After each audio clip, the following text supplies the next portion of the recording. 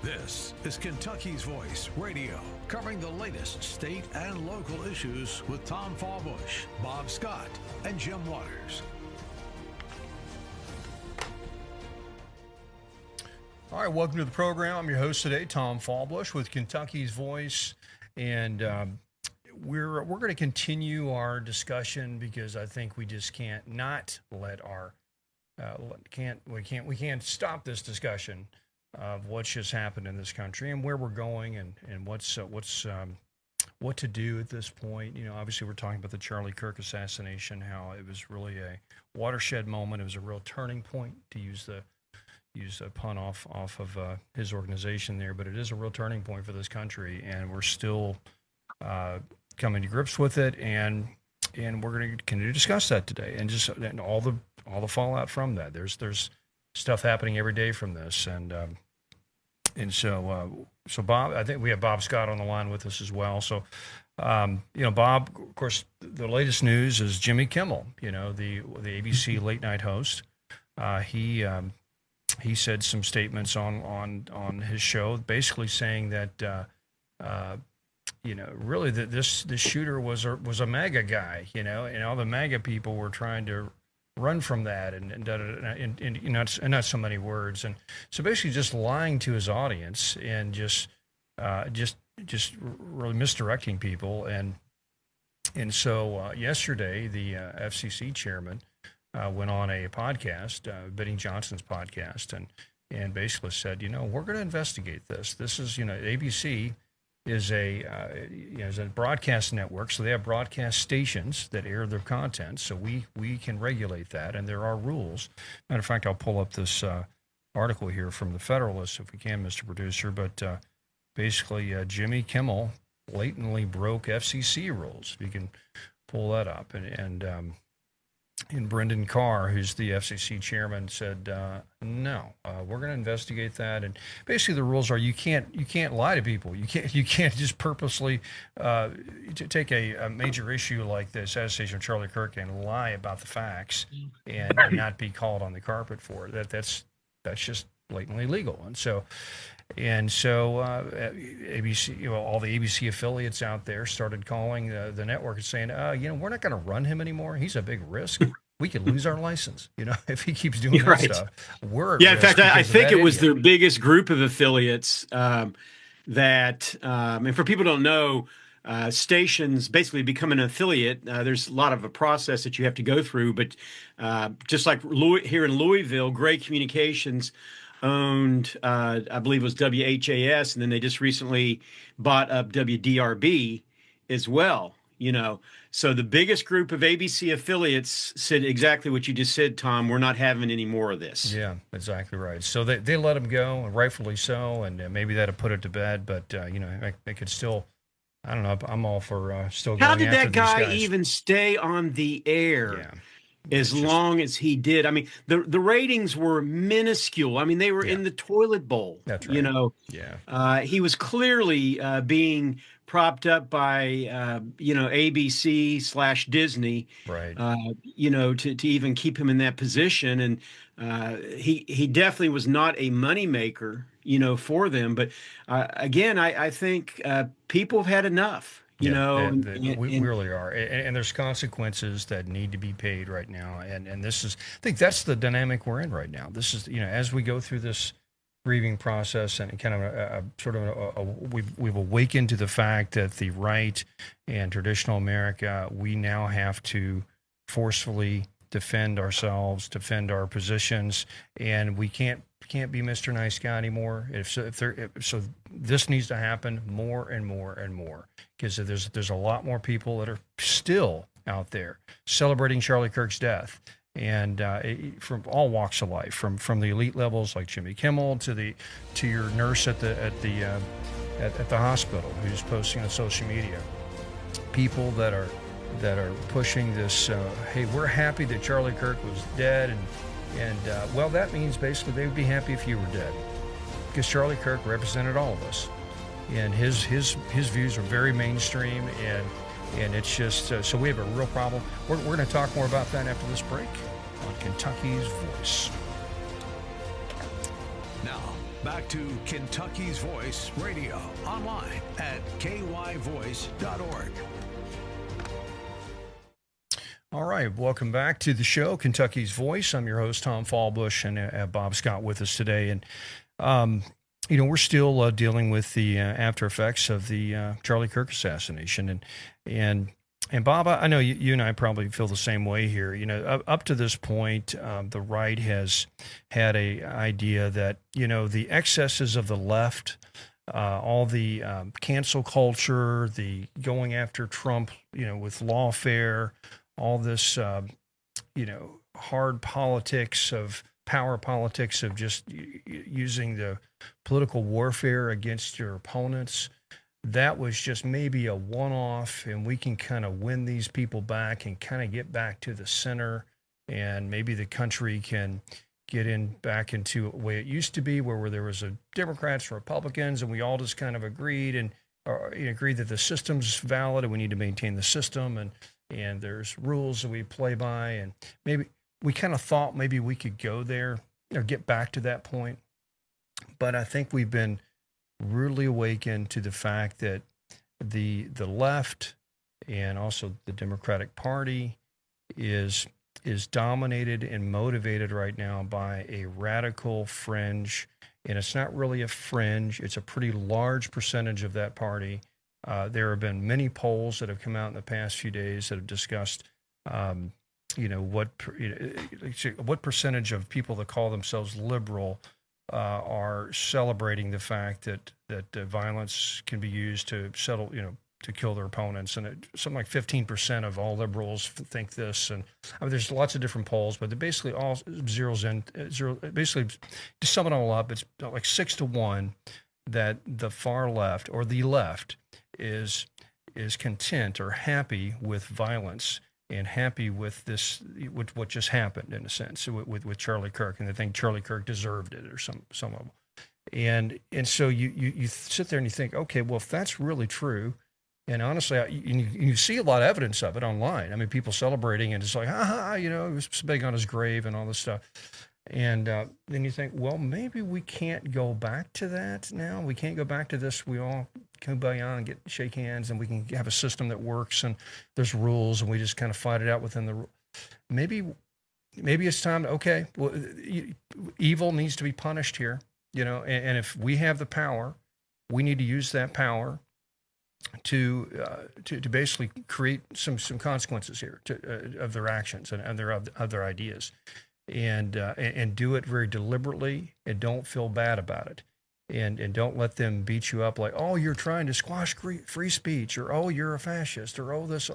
No, we're going to use within the law, we're going to use the power we have to come after you. And then culturally, we're going to cancel you. If you're acting this way, you should be shunned out of society.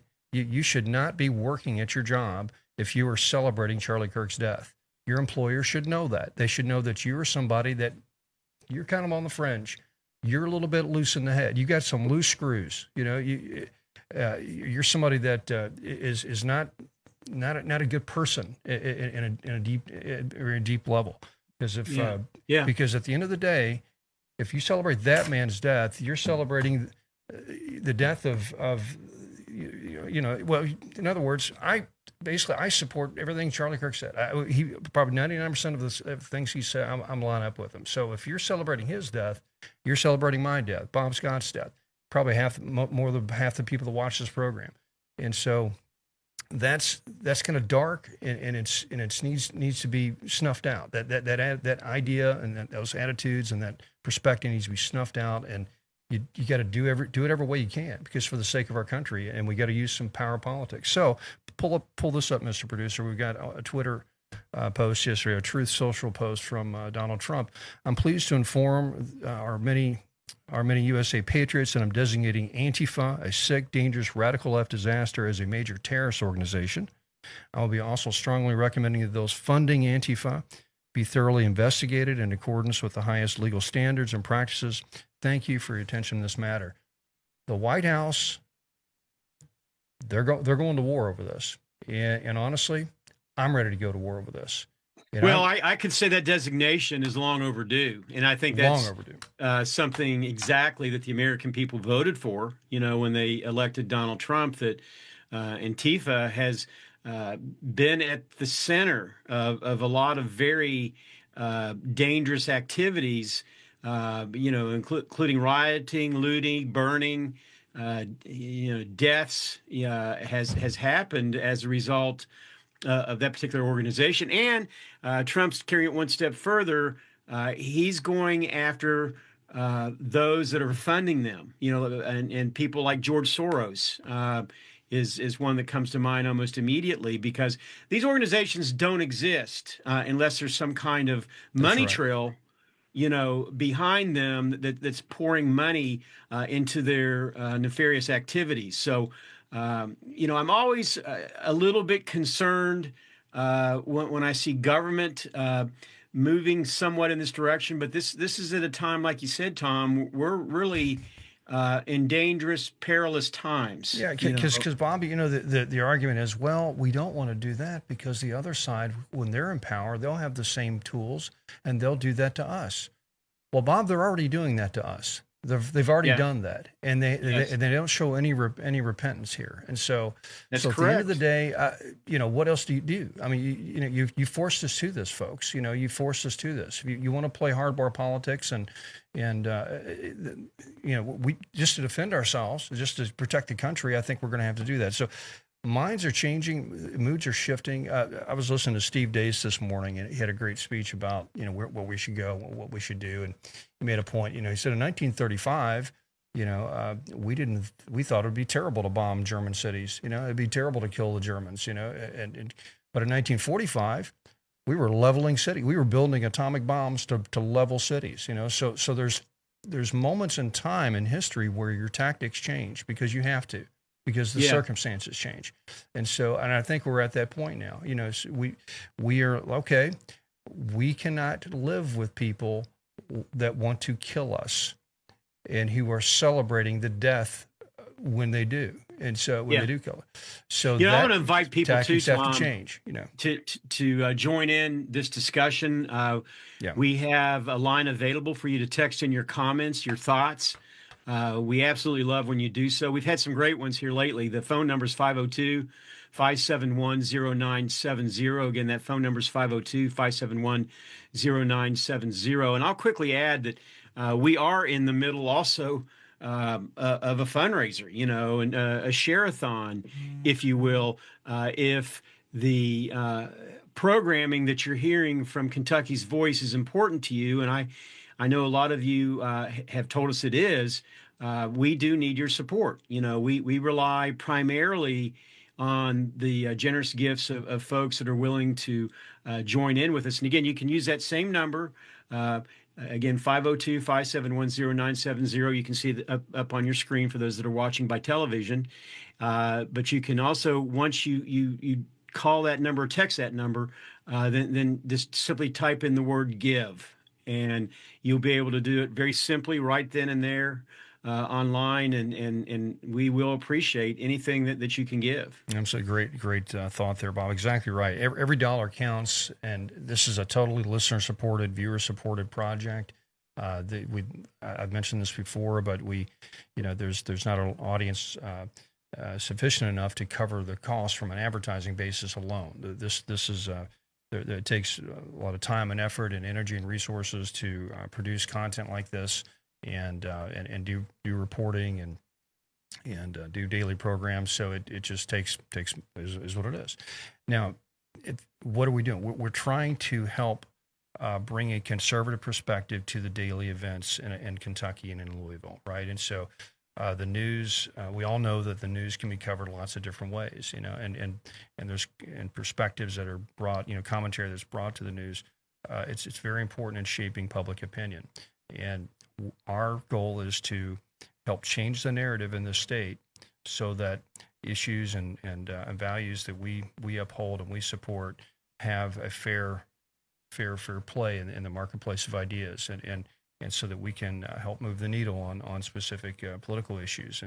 And so, for example, if you're ever going to give to a campaign, consider giving to us. because we can help every politician, right? And because if they're supporting issues that we advocate, we're going to help everybody that's pushing that, because we're going to help those ideas and policies get support from the grassroots. And so it's so Kentucky's voice is a force multiplier for the conservative movement, for the MAGA movement in Kentucky. And so if you want to spend your dollars right, please support us. We absolutely need it. Real quick, we got 40 seconds left. Mr. Producer, I want to pull this up real fast. This is a Leo Weekly. This is back in, let's see, I think when was this? 2020. Okay, of course, back when the Breonna Taylor riot. So Louisville Antifa, inside of two of the city's most militant activist groups. Right now, sorry, Bob, now it's inside of the city's militant terrorist groups. These are terrorist groups. And so there we go. So Louisville, we have the same problem here, folks. But okay, we'll be right back. We're going to talk more about what do we do? Because it looks like we're going to war. Are you ready to stand for truth? Kentucky is at a crossroads, and we need voices that won't back down. This is your moment to rise, speak up, and be part of a movement that's changing the narrative in the Commonwealth. Kentucky's voice is calling on bold citizen journalists, fearless editors, and those unafraid to speak truth in the public square. Volunteer, intern, contribute. Scan the QR code or visit kyvoice.org to join the fight. This is more than media. This is your moment. You are Kentucky's voice.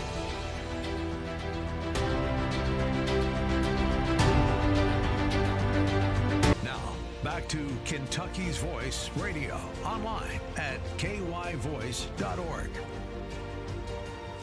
All right, welcome back to Kentucky's Voice. I'm your host today, Tom Fallbush. We have Bob Scott with us as well. We were talking in the last segment that the administration is basically going to go to war against the far left and organizations that support the far left, that fund it, and everything from George Soros's group to the Ford Foundation to all these NGOs that are funneling money into these radical organizations like Antifa and even BLM or whoever's causing violence on the streets. And it's very, very much needed. But that's not enough. I think we need the entire culture. We need everybody out there to be very vigilant and be ready to go to war on this stuff. And I keep using the word war. So let me paraphrase this. When I say war, I'm not saying let's pick up our guns and go to civil war here, but I'm saying we need to be very deliberate about shaming and shunning people that are on the far left that exhibit these sort of behaviors and push these sort of ideas that, first of all, one, they're glad that Charlie Kirk's dead. Secondly, that violence is a good thing and we should use violence to settle our differences. And also people that are pushing these far left ideologies like the trans ideology. The whole LGBT movement is I think, I'll just say it. That movement is to blame for where we're at with a lot of these shootings. You would not have these transgender shooters over the past year shooting up everything from churches to schools to Charlie Kirk if it wasn't for that movement. And so that movement needs to come to heel. We need to reject it. Now, I'm not saying go after and punish people with same-sex attractions that are caught up in that lifestyle. There's a difference in somebody that's just dealing with that and trying to live through that, or maybe just living a quiet life, versus the political agenda that is trying to advance an ideology that is very harmful and dangerous. And the ideology that basically says that there's there's an oppression. The mainstream culture is oppressing transgenders and gays and all this stuff. And we have to fight back with this Marxist, critical theory kind of social justice stuff where. Which ends up logically with a violent response. It's like, oh, you're going to oppress us? We'll show you. We'll get the John Brown Gun Club, which is a left-wing gun club. We'll get the armed queers in Utah. We'll get that group, and we'll all become terrorists, and we'll just fight against the man, and fight against MAGA. And that's that's where we're at, folks. I mean, this isn't just some hyperbole. This has just happened. We're witnessing it happen. People, there's blood in the streets right now because of this. And so that movement needs to come to heel and needs to walk it back. And maybe we need to overturn Obergefell, because it all started there. This gay marriage stuff is where it all started. But anyway, we'll get into that later. But anyway, so Bob, I'm sorry, I go off of these tangents as soon as I get back on the camera. I'm going to tell you what I think. So, let's talk about this. There are some vigils going on continually since this is almost a week later now. I think this. Is a week today. I think this happened Thursday of last yesterday. Week. Yesterday. Okay. It was a week yesterday. Yeah, there we go. And vigils are still happening. I think you went to one last night, I believe. And is that right? I did, in Shelbyville, which, we live in Shelby County, and was put on by the Republican Party of Shelby County. And I got to tell you, it was absolutely packed. And it was just a good thing to see. In fact, I'm looking right now on my Facebook page. I actually did a post about it because it moved me so much. And I'm going to share it with the viewers and listeners, what I had to say. And we'd love to, again, hear your thoughts. Feel free to text us at 502-571-0970. But this is from my Facebook page, hot off the press. Caroline, Zach, and I had the privilege to attend a packed candlelight vigil tonight to honor the life of Charlie Kirk in Shelbyville. It was, and this is the key word, a peaceful and beautiful event. Yeah. We saw many friends and neighbors as we, with one voice, sang hymns. We prayed and heard healing words from several speakers. I love our God and our community. Something has changed in our community and our nation. A turning point. Revival is coming. Freedom was the shirt Charlie was wearing when he was assassinated. We wore ours to honor him. We got some freedom shirts too. Zach and I saw Charlie in Shepherdsville on June the 30th while covering the Nate Morris event for Kentucky's Voice. Charlie was a gift from God who brought truth, joy, and light to a dark world. Little did we know then where we would be today. Rest in peace, Charlie Kirk, and thank you for awakening a nation that you dearly loved. Oh, yeah. That's it. Beautifully said. Beautifully said. And of course, there was a wonderful vigil at University of Louisville on Monday night. Some of us attended that as well. Well, they're all over the place, Tom. I know Danville, they had a big one last night as well. That's right. Yeah. And I have several of my good friends that attended that over there, and these are happening by the thousands. Yeah. Spontaneous for the most part. That's right. And people just standing up, and again, they're doing it peacefully. They're not burning. They're not looting. They're not shooting. They're doing it peacefully. But I encourage folks that are doing this, and all of us out there, to still maintain that righteous anger. Right? There's a righteous anger. Don't just try to calm down and just go on with life. Life is different. Well, yeah, I agree, and it's not happening.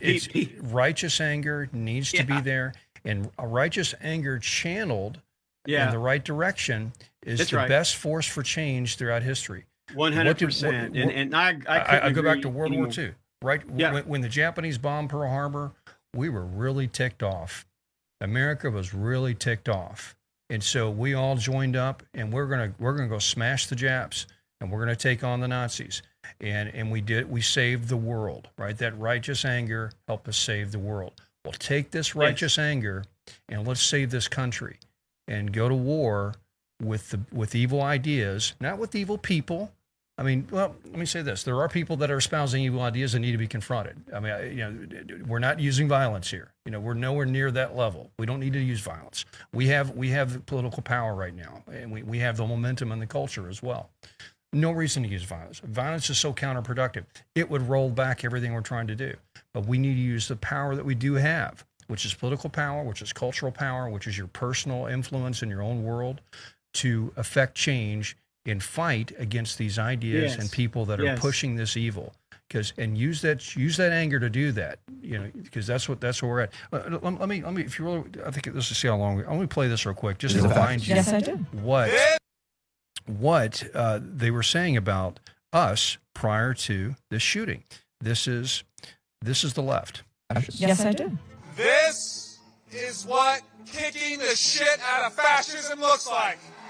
Try to prevent the spread of the lawlessness and the fascist chaos that's been unleashed against us. So when we say Donald Trump is a fascist, fascism, a huge component of fascism, is uniting racism, bigotry, a form of racist nationalism.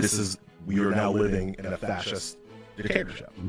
We are worried about potential rise of fascism in this country. We're worried about our democracy falling to an authoritarian and potentially fascist form of government. Not only to roll over to Donald Trump's will, but to roll over our democracy and allow him to take over this country as a fascist dictator. When fascism isn't just coming, it's already here. The former chairman of the Joint Chiefs of Staff, Mark Milley, said, "No one has ever been more dangerous to this country than Donald Trump, and he is a fascist to his core." There we go. So that's what they were saying. That's what they were saying. This is why we're here. Because the leaders of the Democratic Party, not just the fringe left, not just the far left, but the leaders of the Democratic Party in that movement, and we're using that language all the way up to this point. And so remember that. Don't back out from your righteous anger. Bob, we got 20 seconds. Quick thoughts. Yeah, no. In fact, I just got a text from my mother-in-law. She said over in Mount Sterling last night, over 800 people showed up there, and I know there was a lot of people that actually gave their lives to the Lord as a result of that event. So God's moving right now, folks. That's right. He's moving. We need to trust Him and continue. Now, back to Kentucky's Voice Radio, online at kyvoice.org.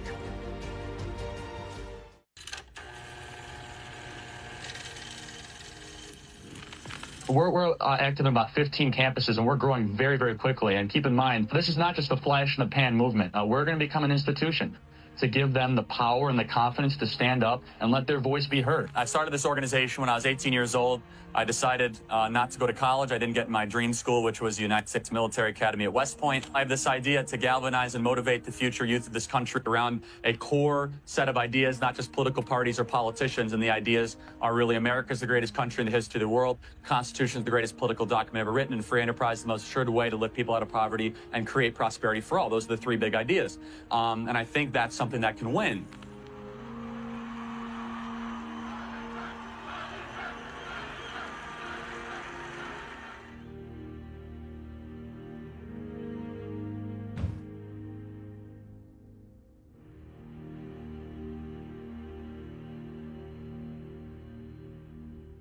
There's a beautiful video put out by Turning Point USA about the mission of Turning Point, why it was started. And, and Bob, if, of course, you and I are old enough to kind of see the different seasons of life and how the universities became so hostile to people that were had a conservative worldview or religious worldview. And just when Turning Point was founded a decade or so ago, just being a conservative, saying anything on campus, being in a classroom and saying something against the orthodoxy, the liberal orthodoxy of the day, you were made a pariah. You were practically expelled. You were embarrassed. You were ran off campus. Antifa would rise up and create violent, just do violence. Like you brought a conservative speaker on the campus 10 years ago. You literally had riots on campus. Ben Shapiro and even the fellow like Milo Yiannopoulos, a lot of these conservatives from 10 years ago that were going around doing campus tours, the riots that were occurring on campus because of just the indoctrination, the ideology, and just and the professors and the whole institution supported the kids' writing. They supported that because they felt the university is there to be this indoctrination center, to be this righteous seminary to help change the country to a leftist Marxist worldview. And so they were all about the activism of shutting down the conservatives. And so when Charlie Kirk did this, that was a very courageous, brave thing to say. We're going to go onto the campuses, the heart of the evil in this country, and try to change things. And so it's just and he did it. And he did it. And the young people are starting to swing. And it's a beautiful moment to see. So, yeah, that liberal perspective has always been there. I mean, certainly even back a millennia ago when I was in college. The 30s and the 60s. I was a pretty outspoken conservative Christian, then. But, and this is the big but, I was still, even though I was right out there with my beliefs, I was still respected. That's right. Because they basically knew I was someone that just wasn't spouting off, but I had meaning behind what I was saying and able to defend it like Charlie was. Yes. And that's the reason where we've seen the change as far as the left is concerned. Now, today, they can't handle the truth. And if they're getting beat or losing an argument, they immediately turn violent, and negative. And we didn't see that, 30, 40 years ago. No. But that's what we're seeing today. And obviously, we saw what happened. They absolutely couldn't stop Charlie Kirk, so they decided to kill him, and they had warned that they were going to do it. That's why he had bodyguards. When we saw him in Shepherdsville, he had several bodyguards with him at that event, that he was there, and a lot of huge police presence. So am I stunned and shocked what happened? Yes, but am I completely surprised that this happened, knowing the current climate That's right. that the president now apparently is going to address? No. And by the grace of God, we're going to start seeing this stuff get rooted out like it needs to be. Exactly right. I'm going to segue to a text here that came in from a caller. Said, when you see wrong behavior, we don't need to fear following our gut instincts, and we don't need to fear being called names. And that's exactly right. At this point, I don't care. I don't care what they say about me. I know who they are now.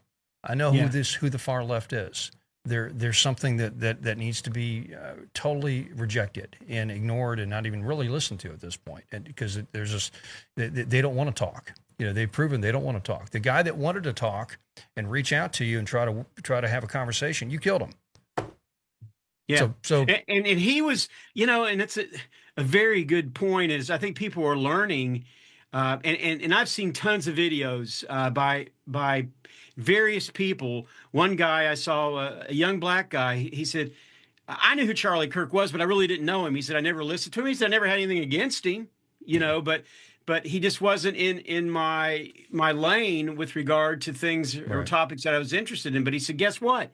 He said, now I'm listening. And he said, the response that I have seen by some of the wackos on the far left out there have caused me to look at this in a different light. And he said, he's a Christian. He said, as a believer, he said, I can't stomach this, and he said, this is something, and it's drawing him into a closer relationship with the Lord, but also a closer relationship to looking at what Charlie was saying, and that's a key point, Tom. It's a key point. We had another text come in that supports what you're just saying there.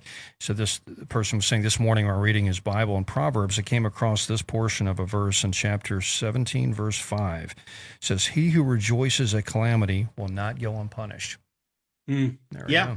And God's not mocked. And I said it the day after this tragedy happened. You and I were on the air together. I said it then, and I believe it now more than ever. What the devil meant for evil, God was going to work this for good. That's right. And I'm not saying that on Bob Scott. I'm saying that what the Word of God says. And Charlie Kirk was a martyr. That's right. He was a martyr. If there ever was a definition of a martyr, Charlie Kirk's the martyr. I mean, you look at every martyr throughout history, they were all killed for a couple of reasons: religion and politics. Yes. Jesus was killed for two reasons: religion and politics. Right. Yes. And so let's face it. So it's the Romans, the political system, mixed with the Jewish authorities at the time who were objecting to his religious worldview. They came together and said, we're going to kill this guy. You look at all the other martyrs, what are the great English martyrs from the 1500s, Tyndale and all these people that were burned at the stake, they were killed for the same reason, religion and politics, and so. And what happened each time when that would happen? It was there's a saying, talks about the blood of the martyrs. This is the seed for the growth of the church, That's right. and there was an explosion every time somebody laid down their life for Christ. You saw an explosion, and I know that's what we're seeing taking place right now. I know that beyond a shadow of a doubt. That's right. So yeah, so there's this war going on in my soul about the whole the approach to this right now, because you've got an evil, you got evil on the other side. This is clearly evil, and you have to fight evil. But the evil is being represented by people themselves, right? People that are taking on this evil and acting on that evil. So the Christian inside of me says these are still people, and you still have to try to reach out, try to win them over still. But at the same time, there's a point where you have to just confront and say, okay, if you do not come to our side, if you continue to want to create violence and hurt us, it's time to pull out all stops. And so now, are we at a war footing in this physically? No, we're not at a violent war footing. But when it comes to a political battle, I think it's time to pull out all the stops and shut the radical left down. And do it politically, do it legally, and do it culturally. And I think it's up to all of us to be part of that, and don't back down for that. And I think that's a righteous cause to do that right now. I think it's an Ephesians 6 type moment that we now find ourselves in, that our battle isn't against flesh and blood. It is, but even bigger, we are battling a spiritual war right now. That's right. That the enemy's trying to wage against the cause of Christ. As he's always done. This isn't anything new. That's right. But the heat's been turned up because guess what? Charlie Kirk was effective. That's right. And bringing thousands, if not hundreds of thousands, not just so much to the conservative side, but also first and foremost, and Charlie always said this, he was about preaching the gospel and sharing Jesus with people, because he knew at the end of the day, that's what mattered the most. Exactly right. Yeah, I have a clip from Scott Jennings yesterday. He was on CNN debating some of the. So let's see if I can pull this up, but it's he was talking with some of the hosts, and he was saying, why is it all these left wingers are celebrating? I don't have that clip, so let me ought to be fired for this monologue. Let's hear that.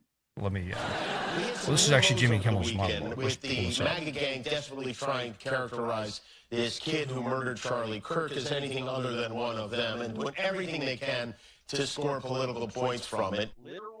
So there we go. That was Jimmy Kimmel. That's what he said last time. I'm going to play it again just so we can hear what he said, because he got fired for saying this. So this monologue, let's hear that. We had some new lows over the weekend with the MAGA gang desperately trying to characterize this kid who murdered Charlie Kirk as anything other than one of them, and doing everything they can to score political points from it. Yeah, just sickening. Just absolutely. And you know what? He was anything but a MAGA person. That I'll throw in there real quick. I mean, he grew up, from all accounts, in a conservative household. Right. But he was radicalized, and he had gone completely all in, as now's coming out. Proof is showing. That's right. From a leftist worldview. Yeah. Started living an LGBT lifestyle, dating a transgender, and which is, he's really dating a man, so he's, he wasn't dating a woman. And so anyway, well, next segment, let's talk about maybe what we can do to push back on that agenda, because that agenda is at the root of so much of this now. And so should we overturn Obergefell? Should we shame people that are pushing that, waving pride flags? The Fairness Foundation in Kentucky. Maybe we need to go after them. So we'll talk soon. Kentucky's Voice is your home for real news, real people, and real answers. But we can't do it without you. Your financial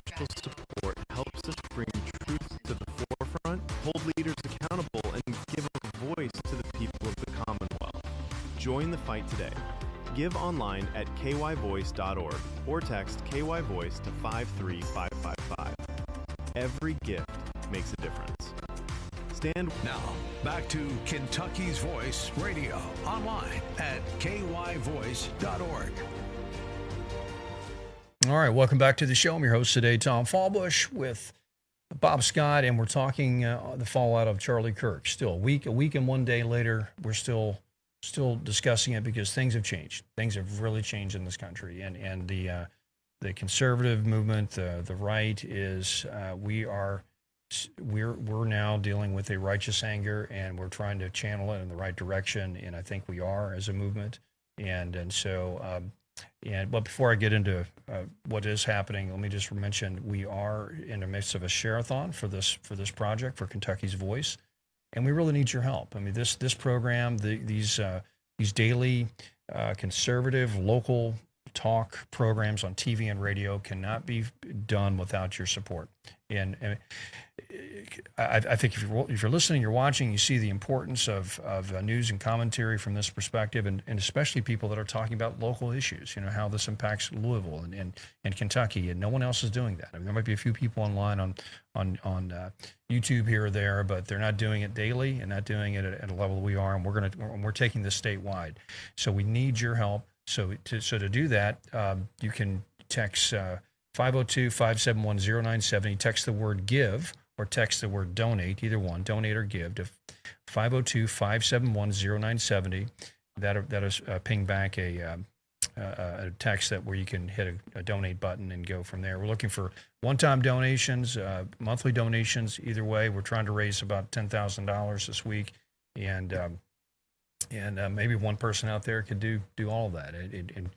And God bless you if you can. You're doing the Lord's work here. We had if you're spiritually inclined, we had a great text the other day about someone that has really come back to faith after listening to this program. It was not our intention to do that, but I'm glad it was, because we do talk a lot about faith on this. Because I think at the end of the day, you can't explain what's going on in the world without a good and evil paradigm here, and there's clearly some evil going on, and if you don't. It's beyond just mental illness, beyond just this. There's some evil going on. Well, if there's evil, then there's also ultimate good. There's God, and so people are really coming to grips with this, and they're wrestling with their faith, and so this is a good moment for the country, because we really need that. That's as we drift away from our Christian roots, we fall apart. We fray at the edges, because we're founded as a Judeo-Christian country. That's without that, we cannot be a good country. We cannot have a virtuous people, and we cannot have freedom. And so, if you want freedom and liberty, you want a religious people, because only religious people can be virtuous, and only virtuous people deserve to be people with freedom. And so, bottom line, you want your guns, you need to be religious. All right. If you want the right to vote, you want the all these things that we take for granted. I'm sorry. At the end of the day, you really need to be religious, and it really needs to be a Judeo-Christian worldview, honestly, because that's what the country's founded on. I mean, Islam wouldn't have founded a country this way. No. A Buddhist wouldn't have founded the country this way with freedom and liberty. So it takes a Judeo-Christian and not even close. Yeah, that's for sure, Tom. Exactly right. So and here's a good point too. We're looking at a generation, Generation Z, if you will, that didn't experience 9/11. They didn't experience the Martin Luther King assassination, or the Robert F. Kennedy assassination, or the JFK assassination. So this is all new to them. And even worse. I can't say even worse. They're all horrific. But this is one that was because of technology today and social media, that was just absolutely vivid, right in their face. Vivid. And I could say unequivocally, if you have any form of heart or soul, you're going to reject that and just say no. And we're seeing people go to church. I've seen several videos that people were posting. One young guy said he'd been to church maybe 2 times in his entire life. He was in his early 20s, I was guessing. And he said he was going to go fill the seat for Charlie Kirk, and so we're seeing hundreds of thousands of those kind of things now happening. Let me play a video of what else is happening. Yeah. And so let me go to this video, Mr. Producer. So when you're ready.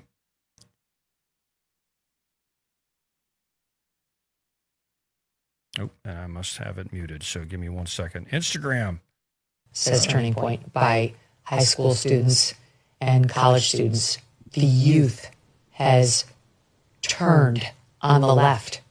They saw Charlie as one of theirs, as someone who would take the time to care about them, to talk to them, even if they weren't on his side politically. And now they see what their side has done and how their side is celebrating his cold-blooded murder.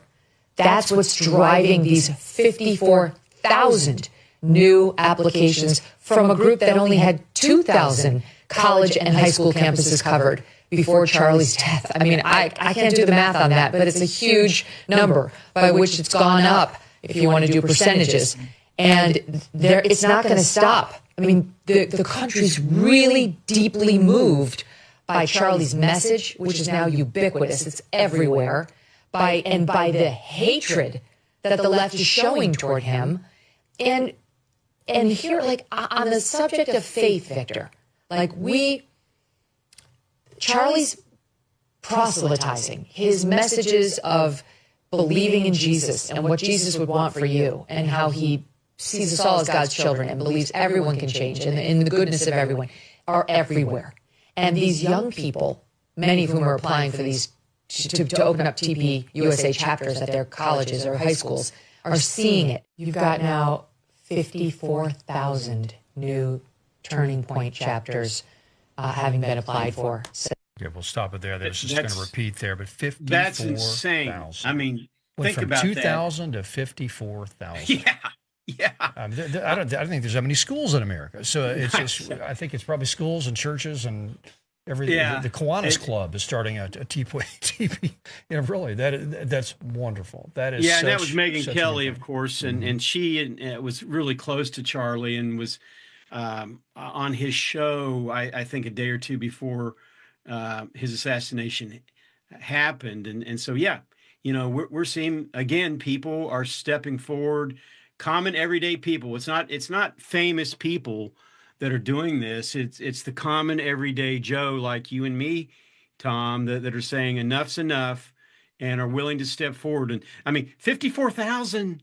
Holy cow! I mean, I can't even fathom the amount of chapters that will be potentially with regard to where they were at 2,000. You know, so again, I can't do the math on that either. Yeah, it's at least 26 times. I don't know. Yes, it's 27 times.